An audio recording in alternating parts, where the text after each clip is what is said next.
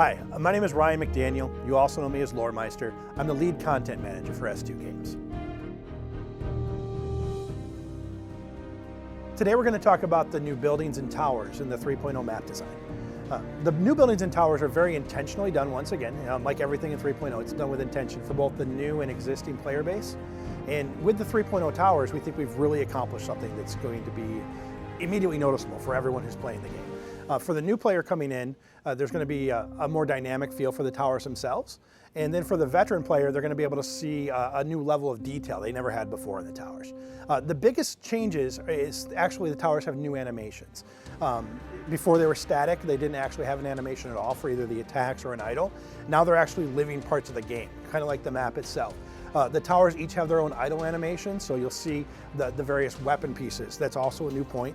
There's new weapons on the top of each tower. You'll see those moving and looking for a new target all the time, as well as idle animations on the structures on the towers themselves. Now, a lot of players are going to be concerned there's going to be a gameplay impact because there's a new moving piece of projectile. But there's no gameplay impact whatsoever. The movement for aiming at a target is instantaneous, just like how the projectile fired before. So it's just going to turn, fire immediately, all in one swoop. There's no tell or no knowing which player is going to be shot next. So there's no advantage that comes out of the new redesign. That's something we're very, very conscientious of. The towers themselves are actually structured to let the players know exactly what tower they're facing. A lot of players don't even realize it when they're coming in the game that the furthest towers do a little bit less damage to their heroes than the towers closest to the base. Well, now there's an obvious visual tell. Depending on which side of the map you're on, which towers you're facing, you'll see a different progression in the weapons that are on top. On the Legion side, what it does along that progression, it progressively gets to be more and more powerful, as well as more and more organic. The farthest out are very man-made, very technical looking, with just a little bit of that world tree essence. The vines around the base and the little leaves. As you move closer, the world tree begins to overtake the towers, and by the time you're there at the base itself, the tower is completely entwined by the roots.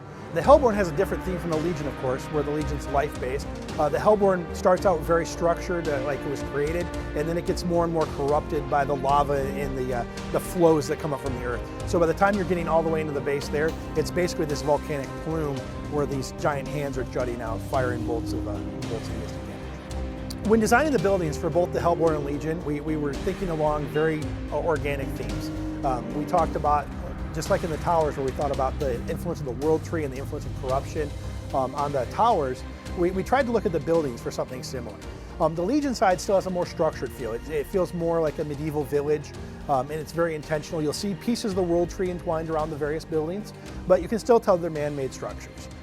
On the Hellborn side, it still has the whole shrine piece with a brand new high-definition meatball. In case you were worried about losing your meatball, it'll still be there.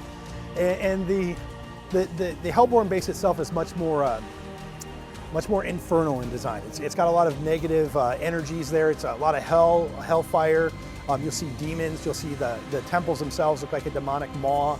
So the barracks are also very clearly identifiable as these sources of evil power. Thank you very much for joining us today to talk about the new tower and building designs. Look forward to sharing them with you on January 31st when HAN 3.0 launches.